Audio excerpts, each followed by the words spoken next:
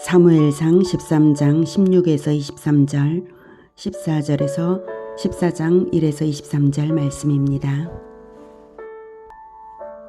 사무엘이 일어나 길갈에서 떠나 베냐민 기브아로 올라가니라.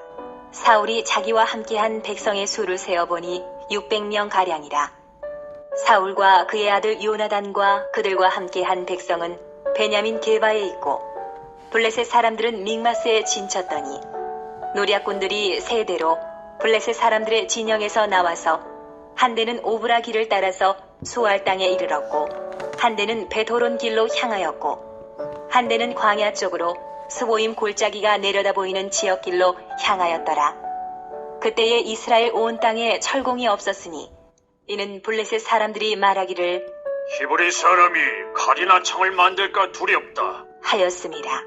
온 이스라엘 사람들이 각기 보습이나 삽이나 도끼나 괭이를 펴리려면 블레셋 사람들에게로 내려갔었는데 곧 그들이 괭이나 삽이나 쇠스랑이나 도끼나 쇠 채찍이 묻을 때에 그리하였으므로 싸우는 날에 사울과 요나단과 함께한 백성의 손에는 칼이나 창이 없고 오직 사울과 그의 아들 요나단에게만 있었더라.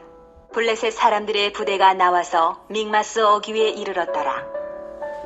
사랑하는 형제 여러분, 3월 2일 수요일 새벽 목상에 오신 것을 환영합니다. 사울이 블레셋을 선제 공격하여서 이스라엘과 블레셋이 전면 전쟁에 들어서게 되었는데요.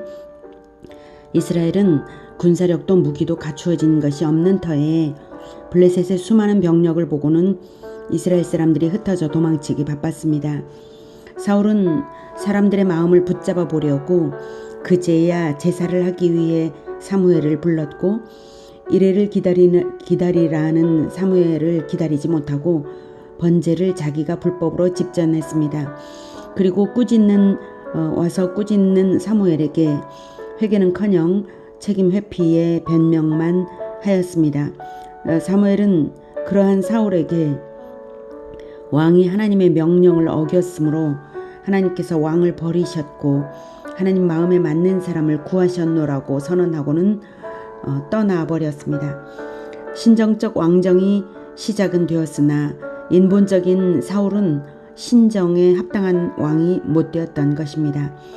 그러한 모습을 보면서 사람들은 더욱 흩어져 버려서 600명가량밖에 남지 않았고 대지는 베냐민 기브아와 그리고 믹마스 16절에 베냐민 게바에 이스라엘이 있고요. 믹마스에 블레셋이 대진되었고요. 노략군들은 즉 블레셋의 선발대죠. 블레셋의 선발대 노략군들이 세 방향으로 노략질에 나섰지만 사울은 꼼짝을 못하고 있었습니다. 대진된 모습은 바로 이렇게 되었는데요. 여기가 베냐민 지파 땅이고요. 이스라엘이 진쳐 있고요. 그리고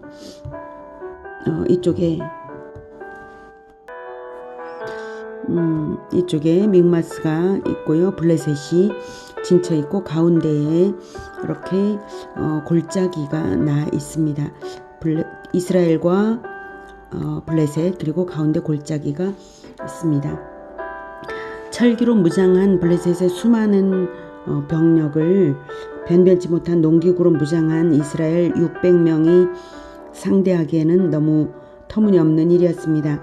그런데 전쟁은 놀랍게도 요나단과 그의 무기를 든 소년 단 2명의 기습 공격으로 전세가 달라지게 된 일이 사무엘상 14장의 내용입니다. 14장 하루는 사울의 아들 요나단이 자기의 무기를 든 소년에게 이르되 우리가 건너편 블레셋 사람들의 부대로 건너가자 하고 그의 아버지에게는 아뢰지 아니하였더라. 요나단은 믿음의 용단을 내린 것이고 아버지의 방해를 받지 않으려고 말없이 행동한 것입니다. 2절 사울이 기브와 변두리 미그론에 있는 석류나무 아래에 머물렀고 함께한 백성은 600명 가량이며 아히야는 에봇을 입고 거기 있었으니 그는 이가봇의 형제 아히두베 아들이요 비느하스의 손자요 실로에서 여호와의 제사장이 되었던 엘리의 증손이었더라. 백성은 요나단이 간 줄을 알지 못하니라. 네, 사울은 꼼짝을 못하는 처지였고요. 아히야는 대제사장의 직무복장인 에봇을 입기는 입었지만 이미 과거 엘리 시절에 하나님의 저주를 받은 이후 이 가문의 사람은 형식적으로만 존재할 뿐 어용 제사장이었습니다. 실질적으로는 사무엘이 대제사장이나 다름없었습니다.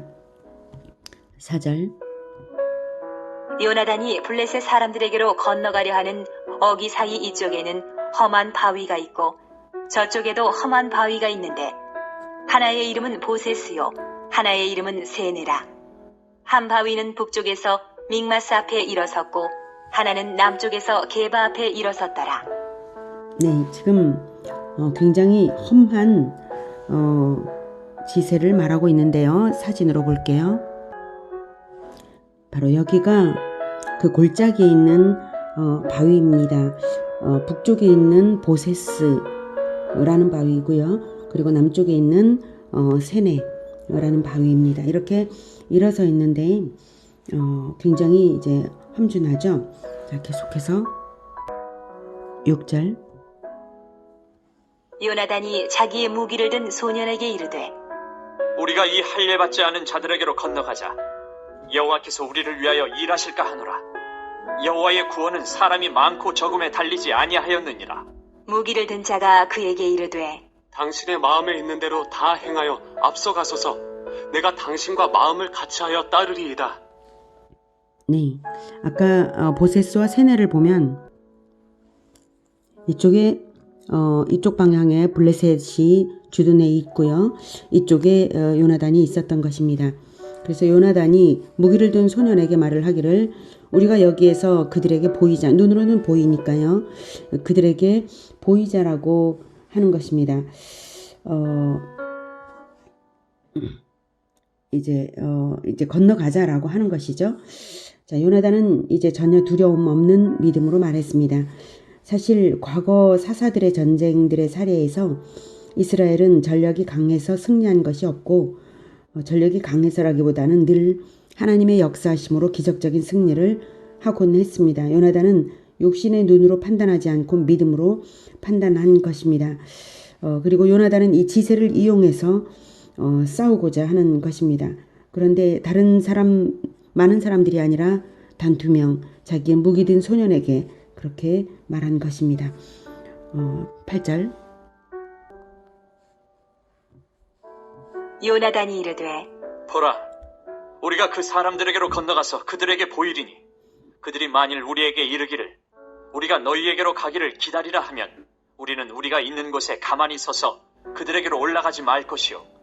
그들이 만일 말하기를 우리에게로 올라오라 하면 우리가 올라갈 것은 여호와께서 그들을 우리 손에 넘기셨음이니 이것이 우리에게 표징이 되리라. 하고 둘이 다 블레셋 사람들에게 보임에 네. 방금 사진에서 보면 숨었던 곳에서 요나단은 저쪽에서 이제 숨어 있었습니다. 요나단의 군대는 그리고 있다가 이쪽으로 이제 나와서 보이자라고 하는 거죠. 자기들의 몸을 이 블레셋 군대에게 보이자. 그러면 그들이 이렇게 말하리라라고 하고 있는 것입니다. 그러면 올라오라라고 하면 하나님께서 우리에게 넘겨주신 것이니 가보자. 이렇게 말하고 있습니다. 요나단은 하나님께서 일하실 표징을 정한 것입니다. 우리에게로 올라오라 라고 블레셋 사람의 입에서 말이 나온다면, 바로 그 말이 나온다면 하나님의 응답일 것이라고 하나님의 응답의 표징을 정하였습니다. 마치 기드온이 하나님께 구하여서 믿음을 더하기 위해 요청했던 것과도 비슷하죠. 하지만 기드온은 부르심을 받은 후에 더욱 믿음을 얻기 위해서 그런 것에 비하면 요나단은 자발적인 결단으로 하는 말입니다. 기드온보다도 훨씬 나은 믿음입니다. 전쟁은 돌이킬 수 없이 되었고 누군가는 목숨을 걸고 싸워서 전세를 바꿔 놓아야 합니다. 하나님의 일하심은 누군가의 실천을 매개로 하여서 역사하실 것임을 요나단은 알고 목숨 걸고 결행을 하는 것이죠. 11절 세 사람이 이르되 보라, 히브리 사람이 그들이 숨었던 구멍에서 나온다. 하고 그 부대 사람들이 요나단과 그의 무기를 든 자에게 이르되 우리에게로 올라오라. 너희에게 보여줄 것이 있느니라. 한지라. 요나단이 자기의 무기를 든 자에게 이르되 나를 따라 올라오라. 여호와께서 그들을 이스라엘의 손에 넘기셨느니라. 하고 요나단이 손발로 기어 올라갔고 그 무기를 든 자도 따랐더라. 블레셋 사람들이 요나단 앞에서 엎드러지매 무기를 든 자가 따라가며 죽였으니 네. 이렇게 험준한 바위를 손발로 기어 올라간 것입니다. 요나단과 무기든 소년이 말입니다. 정말 놀라운 믿음이죠. 바로 이런 바위입니다. 이렇게 올라갔고 요나단과 이렇게 해서 올라갔을 때에 이 높은 곳에서 이제 블레셋 군대는 방심하다가 장난처럼 여긴 거죠. 단 2명이니까 방심하다가 요나단과 그 무기든 소년이 우뚝 올라서니까 이제 요나단과 무기든 소년을 향하여서 블레셋 군대가 앞으로 진격했겠죠. 나왔을 때 이 높은 곳에 서 있었던 요나단과 무기든 소년은 용감하게 그 다가오는 블레셋 군대를 친 것입니다. 14절. 요나단과 그 무기를 든 자가 반나절 가리 땅 안에서 처음으로 쳐 죽인 자가 20명 가량이라. 반나절 가리 땅 안이라는 것은 소가 밭가리를 할 때 반나절 동안에 갈 수 있는 땅의 면적이라는 뜻입니다. 그러니까 별로 이제 넓지 않은 땅이죠. 좁은 땅 안에서 다가오는, 그러니까 반나절 동안 싸웠다는 것이 아니라 아주 순식간에 아주 빠른 속도로 죽인 것이고요. 반나절 가리 땅 좁은 면적 안에서 다가오는 블레셋 군인들을 아주 빠르게 20명가량을 쳐 죽인 것입니다. 15절. 들에 있는 진영과 모든 백성들이 공포에 떨었고 부대와 노략군들도 떨었으며 땅도 진동하였으니 이는 큰 떨림이었더라. 네, 시점 같은 동시에 하나님께서 역사하셨습니다. 지진을 일으키신 것이죠. 그래서 블레셋 진영이 공포에 떨게 하였습니다. 노략군들도 떨었습니다. 다른 방향으로 달려나간 이스라엘을 노략질하던 그들까지도 이제 떨었습니다. 그래서 아주 큰 떨림이었다고 성경은 말하고 있습니다. 하나님께서 역사하신 것입니다. 16절. 베냐민 기브아에 있는 사울의 파수꾼이 바라본즉 허다한 블레셋 사람들이 무너져 이리저리 흩어지더라. 사울이 자기와 함께한 백성에게 이르되 우리에게서 누가 나갔는지 점호하여 보라. 하여 점호한즉 요나단과 그의 무기를 든 자가 없어졌더라. 사울이 아히야에게 이르되 하나님의 궤를 이리로 가져오라. 하니 그때에 하나님의 궤가 이스라엘 자손과 함께 있음이니라. 사울이 제사장에게 말할 때에 블레셋 사람들의 진영에 소동이 점점 더한지라. 사울이 제사장에게 이르되 내 손을 거두라. 하고 네, 여기에서는 이제 싸울 용기를 잃었던 사울이 아히야에게 이제 에봇을, 하나님의 궤를 가져오라라고 했지만 사실은 하나님의 궤는 당시 기럇 여아림에 있었기 때문에 여기에 있지 않고요. 하나님의 궤라고는 기록이 되어 있지만 사실 에봇 안에 있었던, 에봇 흉패 안에 두는 우림과 둠밈, 그것을 말하는 것이라고 여겨집니다. 그래서 이제 우림과 둠밈을 가져오라 라고 했고 하나님의 뜻을 물으려고 하다가 블레셋 진영에서 소동이 점점 더하여서 이제 전세가 우세해지고 있었기 때문에 하나님의 뜻을 물을 것도 없이 이제 그냥 가자라고 한 거죠. 내 손을 거두라. 인본적인 왕의 행태와 또 어용 제사장의 행태가 그대로 여기에 반영이 되고 있습니다. 20절. 사울과 그와 함께한 모든 백성이 모여 전장에 가서 본즉 블레셋 사람들이 각각 칼로 자기의 동무들을 치므로 크게 혼란하였더라. 네, 기드온 당시 미디안 진영에서도 그런 일이 벌어졌었습니다. 자기 편을 서로가 치면서 죽이는 것입니다. 하나님의 역사하심이죠. 21절. 전에 블레셋 사람들과 함께하던 히브리 사람이 사방에서 블레셋 사람들과 함께 진영에 들어왔더니 그들이 돌이켜 사울과 요나단과 함께한 이스라엘 사람들과 합하였고 에브라임 산지에 숨었던 이스라엘 모든 사람도 블레셋 사람들이 도망함을 듣고 싸우러 나와서 그들을 추격하였더라. 네, 도망쳐서 숨었던 이스라엘 병사들이 갑자기 힘을 얻어서 협공을 시작했습니다. 23절. 여호와께서 그날에 이스라엘을 구원하심으로 전쟁이 베다웬을 지나니라. 네, 베다웬 동편의 믹마스에 주둔했던 블레셋군이 서쪽으로 패주하여서 사진을 보면서 얘기할게요. 네, 서쪽으로 이제 패주하여서 베다웬을 지났다는 말입니다. 전세를 보면 여기 이제 골짜기가 있죠. 골짜기가 있고 여기 블레셋 부대가 있었던 블레셋 믹마스에 주둔해 있었고 그 블레셋의 부대가 여기까지 올라와 있었는데 요나단의 군대가 여기 있었고 요나단과 무기를 든 소년이 이렇게 골짜기를 지나서 올라가서 기어 올라가서 여기에서 블레셋 군대를 친 것입니다. 그리고 하나님께서 지진을 일으키셨고 그리고 블레셋 군대에서는 이제 자기들끼리 전쟁이 벌어진 것이죠. 그리고 사울의 군대는 이쪽에 있다가 공격을 한 것으로 여겨집니다. 이쪽으로 이렇게요. 이렇게 해서 이제 주변에 숨어있던 이스라엘 군들이 일어나면서 협공을 해서 블레셋 군대는 이제 도망치기 시작했는데 여기서 베다웬을 지났다는 것은 이렇게 도망쳤다는 뜻입니다. 이렇게 이 방향으로 아얄론까지 도망을 쳤고요. 오늘 요나단과 그 무기든 소년 단 두 사람의 믿음으로 인해서 이스라엘이 구원을 받았습니다.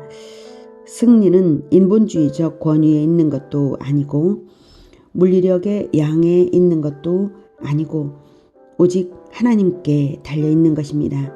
하나님을 신뢰하여서 결행하는 믿음에 하나님께서 역사하시는 것입니다. 때를 따라서는 용단을 내리는 믿음으로 돌파구를 내는 것이 필요합니다. 그런 믿음의 용사가 역사를 바꾸는 것입니다. 우리가 비록 작은 공동체이지만 이 어둠의 시대를 뚫고 나가는 믿음으로 승리하기를 기원합니다. 기도하겠습니다.